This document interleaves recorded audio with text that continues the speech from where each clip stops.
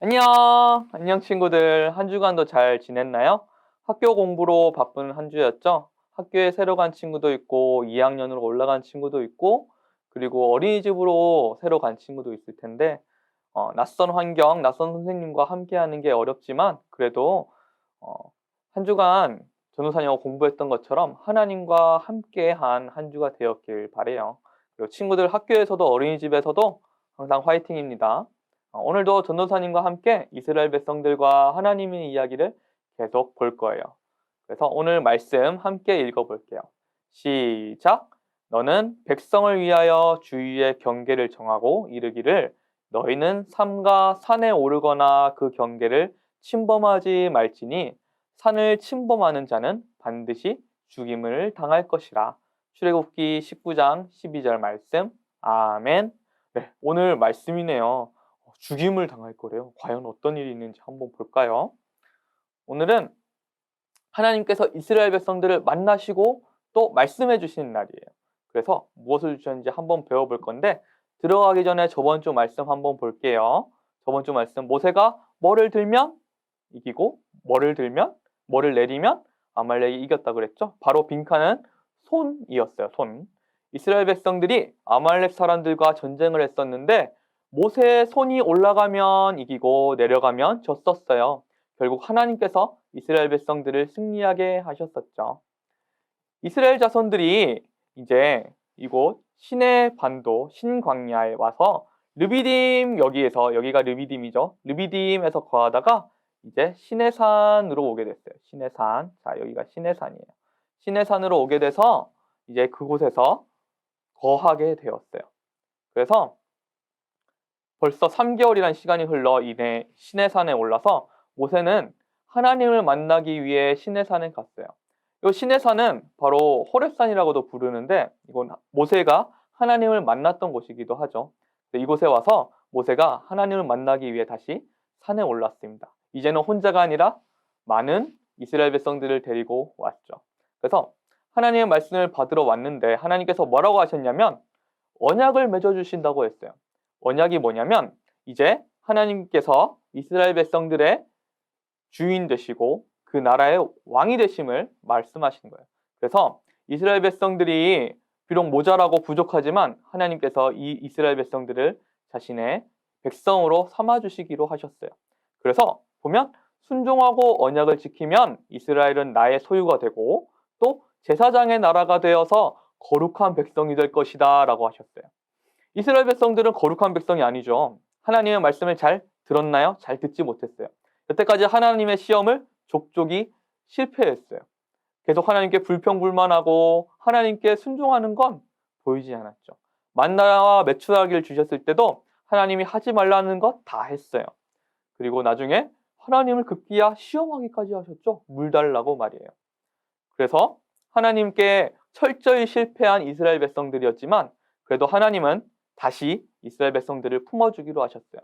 그래서 하나님을 대표하는 거룩한 제사장 나라가 되게 하셨습니다. 그래서 모세는 이걸 백성들한테 전했어요. 산 아래로 내려가서 하나님의 말씀을 전했죠. 산이 여기 있고 모세가 여기 올라간 거예요. 근데 이스라엘 백성들은 산 밑에 계속 있는 거죠. 그래서 모세가 왔다 갔다 해요. 오늘 말씀 잘 들어보면 모세가 갔다가 이스라엘 백성들에게 갔다가 하나님한테 갔다가 이스라엘 백성들에게 갔다가 왔다 갔다 해요. 그래서 모세는 산 아래로 내려가서 하나님의 말씀을 전했죠. 그러자 이스라엘 백성들도 찬성했어요. 좋습니다. 좋습니다. 기쁜 마음으로 찬성했죠. 되게 가벼운 마음이었어요.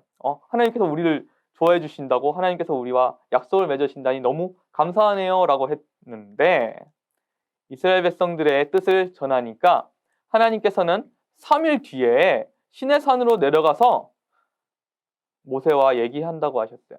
그 3일 기간 동안 이스라엘 백성들이 준비하고 또 몇 가지 준비 사항들이 많았어요.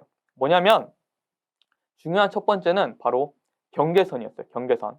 경계선을 정해서 그 선을 넘지 못하게 하셨어요. 이스라엘 백성들로 하여금 그 시내산 주변에 선을 그어서 하나님께 나아오지 못하도록 하셨어요. 왜냐면 이스라엘 백성들이 하나님께 나아오면 바로 죽을까 걱정하셨어요. 왜냐하면 하나님의 영광이 너무 크고 이스라엘 백성들이 하나님을 뵈면 바로 죽게 되기 때문에 이스라엘 백성들로 하여금 넘지 못하게 하셨어요. 그래서 누구든지 이것을 어기면 죽게 된다고 하셨어요. 그리고 이것을 어겨서 죽은 사람이 있다면 그 누구도 시체에 손대지 말라고 하셨어요. 만약에 그 시체에 손을 대면 사람이든 짐승이든 다 돌로 화살로 죽이라고 하셨어요. 왜냐하면 이미 부정하게 된 것이기 때문이에요. 그래서 모세가 이 말을 다 전하자 이스라엘 백성들은 어때요? 여러분은 어때요? 좀 무섭죠? 죽인다고? 이 선을 넘으면 죽는다고? 하나님께서 우리를 그렇게 좀 무서운 그런 무서움을 느꼈어요. 무섭고 두려움을 느꼈어요. 여러분들과 제가 느끼는 것처럼 이스라엘 백성들은 하나님의 두려움을 느꼈죠. 또 하나님은 되게 근엄하게 3일 동안 깨끗하게 준비하라고 하셨어요. 그래서 하나님은 하나님을 만나러 올 때 깨끗하게 준비되고 준비된 자세로 나오라고 하셨어요. 그래서 하나님은 왜 이렇게 이스라엘 백성들을 무섭고 두렵게 하셨을까요? 이 선을 넘어오면 죽어! 안 돼! 그러고 또 번개도 치고 우르릉 꽝꽝 이렇게 이스라엘 백성들이 두렵고 무서움에 빠지게 만드셨어요. 왜 이렇게 두렵고 무섭게 만드셨을까요? 왜 이렇게 두렵고 무섭게 만드셨는지 한번 생각해 보세요. 이따가 같이 생각해 볼게요. 자, 모세는 산에서 내려와서 백성들에게 하나님의 명령을 전했어요. 그래서 3일 후에 하나님을 봐야 하니 정결하게 하세요라고 하고 또 그 3일이 지나자 우레와 번개와 빽빽한 구름이 산 위에 있고 나팔 소리가 매우 크게 들리니 모든 백성이 다 두려움에 떨었어요. 이스라엘 백성들이 두려움에 떨고 연기가 자욱하고 하나님께서 그 가운데 계셨어요. 그래서 이스라엘 백성들은 다 하나님이 거기 계신 걸 보게 되었어요. 그리고 온 산이 크게 진동되었대요. 그러니까 이스라엘 백성들은 두렵고 떨림이었어요. 지진도 일어나고 막 불이 막 솟을 것 같고 연기가 자욱하고 그런 상황이었죠. 그래서 모세는 하나님께 나아갔어요. 모세가 하나님께 나아가니까 하나님이 또 말씀하시네요. 일반 백성들로 하여금 나한테 나아오지 못하게 해. 왜냐하면 이 경고를 어기면 제사장이라고 해도 죽을 거야. 나한테 오지 못하게 해. 너만 와. 그랬어요. 그래서 아론과 함께 아론을 데려오라고 하시고 또 제사장과 백성들이 가까이 오지 못하게 하셨어요. 그래서 하나님은 모세와 아론만 보였죠. 그래서 이스라엘 백성들도 하나님이 두려우니까 오히려 하나님과 함께하기가 어려웠어요. 그래서 모세, 당신이 왔다 갔다 하시면서 하나님의 말씀을 전해주세요. 우리에게 직접 말씀하지 못하도록 하세요. 직접 말씀하시면 우리가 죽을 것 같아요. 라고 말했어요. 그래서 하나님의 두려움을 알게 되었죠. 자, 하나님은 왜 백성들을 무섭고 두렵게 하셨을까요? 모세는 이스라엘 백성들에 이렇게 말해요. 백성들에게 이렇게 말하죠. 두려워하지 마세요. 하나님이 이곳에 임하셔서 여러분들 이렇게 하신 건 여러분들을 시험하고 그리고 여러분들로 하여금 하나님을 두려워하여서 범죄하지 않도록 하려 하시는 거예요. 그러니까 여러분들을 해하고자 하는 게 아니에요. 여러분들을 죽이고자 하는 하나님이 아니시니까 여러분 안심하세요 라고 했어요. 하나님은 이스라엘 백성들을 죽이려고 하시는 게 아니라 바로 사랑하셔서 이스라엘 백성들에게 범죄치 않도록 자신 하나님을 두려워하게 하셨어요. 만약 이 두려움이 없었다면 이스라엘 백성들은 하나님의 약속을 정말 가볍게 여겼을 거예요. 왜냐하면 여태까지도 하나님의 말씀을 안 들었으니까. 그래서 하나님은 이 말씀을 지키게 하기 위해서 이렇게 두렵게 하신 거죠. 그래서 이스라엘 백성들로 하여금 두려운 마음, 하나님과 내가 이렇게 거리가 있구나. 내가 하나님을 시험해서는 안 되겠구나. 내가 하나님께 나아갈 수 없는 사람이구나. 라는 겸손한 마음을 가지게 하시기 위해서였어요.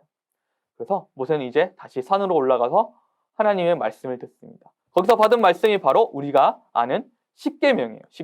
십계명 빠르게 한번 가볼게요. 십계명 첫 번째는 하나님 외에는 다른 신을 섬기지 말라.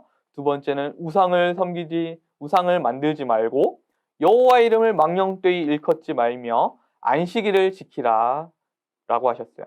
이 네 가지는 하나님께 관한 하나님에 대한 십계명이죠. 그리고 다섯 번째는 나의 부모를 공경하고 살인하지 말고 간음하지 말고 도둑질하지 말고 거짓 증거하지 말고 마지막 10번째는 너의 이웃집을 탐내지 말라. 그러니까 내 친구의 모든 것들을 욕심내지 말라고 하세요. 여기서 이웃집이란 이웃의 가축, 땅, 집, 노예, 심지어 아내까지 포함하는 말이죠. 바로 모든 걸 말해요. 내 친구의 것을 아무것도 탐내서는 안 돼. 내 친구가 뭘 가지고 있더라도 탐내서는 안 돼요. 훔치는 것도 아니고 탐내지 말라까지 하셨어요. 그게 바로 하나님의 법이에요. 그래서 십계명 외에 하나님께서 정하고자 하시고 싶은 모든 것들을 다 말씀해 주셨어요. 그래서 이스라엘 백성들에게 어떻게 나한테 나와야 할지, 그리고 어떤 옷을 입어야 할지도 전부 다 말씀해 주셨죠. 하지만 이스라엘 백성들은 이 십계명을 잘 지켰을까요? 아까 보았죠? 하나님에 대한 4가지, 그리고 이웃들에 대한 것 6가지. 그 모든 것들을 잘 지켰을까요? 이스라엘 백성들은 십계명을 끝까지 못 지키죠. 이스라엘 백성들이 하나님의 시험에 불합격했는데도 불구하고 십계명을 주신 건 그 말씀들 하나하나를 다 지키리라고 보시진 못하셨어요. 하지만 하나님에 대한 두려움, 마음을 가지고 그 마음을 지키고 하나님께 이 죄악들을 범하고선 나아올 수 없음을 말씀하셨어요. 그래서 하나님의 이 법을 안 지키면, 지킬 수 없다고 생각했다면 하나님과 점점 더 멀어졌을 거예요. 이스라엘 백성들은 이 십계명을 실제로 법을 잘 못 지키게 되어서 하나님과 점점 더 멀어지게 돼요. 점점 더 멀어지는 삶을 살다가 그때 바로 하나님의 아들이신 독생자이신 예수님을 우리에게 보내주셨어요. 모든 우리의 죄를 담당하시고 우리를 새로운 생명의 길로 인도해 주셨죠. 이 십계명을 다 지킬 수 없어서 이스라엘 백성들에게 바로 예수님을 주셨죠. 이스라엘 백성들에게만 주신 것이 아니라 우리 모두에게 이 예수님의 은혜를 허락하셨어요. 그래서 이스라엘 백성들이 십계명을 받아서 하나님의 백성이 된 것처럼 우리도 예수님의 은혜로 하나님의 자녀가 되었어요. 그래서 오늘의 말씀 다시 정리해 볼게요. 하나님께서는 이스라엘 백성들과 언약을 맺으셨어요. 하지만 언약을 함부로 맺지 않으시고 하나님께 두렵고 떨리는 마음으로 다가오게 하셨어요. 그리고 십계명을 주시고 하나님의 백성들로 삼아 주셨죠. 이렇게 하신 이유는 바로 이스라엘 백성들이 다른 나라 사람들과 다른 삶을 살게 하기 위하셨어요. 왜냐하면 하나님의 백성들로 하나님의 제사장 된 나라로서 하나님을 드러내야 되기 때문이에요. 그래서 우리도 마찬가지, 우리도 이 이스라엘 백성들처럼 이미 제사장이 되었어요. 우리가 하나님을 드러내놓고 살아요. 어떻게 드러내놓고 사냐면 우리가 하나님의 말씀을 지키고 따르며 살 때 우리가 하나님의 자녀임을 다른 사람들한테 보여줄 수 있어요. 학교에 가든 어린이집에 가든 누구에든 가든 하나님의 이 말씀, 그러니까 너의 이웃을 내 몸과 같이 사랑하라는 그 말씀, 하나님께 그 모든 것들을 드리라는 그 말씀을 지키며 살아간다면 여러분들도 하나님을 드러내며 살아가는 제사장으로서 살아갈 수 있어요. 그래서 친구들과 전도사님이 이번 한 주간은 이스라엘 백성들처럼 하나님을 드러내는 제사장 된 삶을 살았으면 좋겠어요. 학교에 가도 그리고 친구들에게도 하나님의 사랑을 전달하고 어디에 가든 화내고 그리고 떼쓰고 억지를 부리는 것보다는 양보해주고 하나님이 나를 이렇게 사랑해 주셨으니까 나도 너를 이렇게 사랑해 라고 사랑으로 보듬어 줄 수 있는 친구들이 되었으면 좋겠어요. 자, 오늘 말씀 들은 것 볼게요. 너는 백성을 위하여 주위의 경계를 정하고 이르기를 너희는 삼가 뭐에 오르거나 그 경계를 침범하지 말지니 뭐를 침범하는 자는 반드시 죽임을 당할 것이라 해서 무엇일까요를 한번 생각해 볼게요. 다음 주에 다시 확인해 볼게요. 그래서 하나님께 칭찬받는 한 주가 되기를 기도하면서 다음 주에 보아요. 안녕.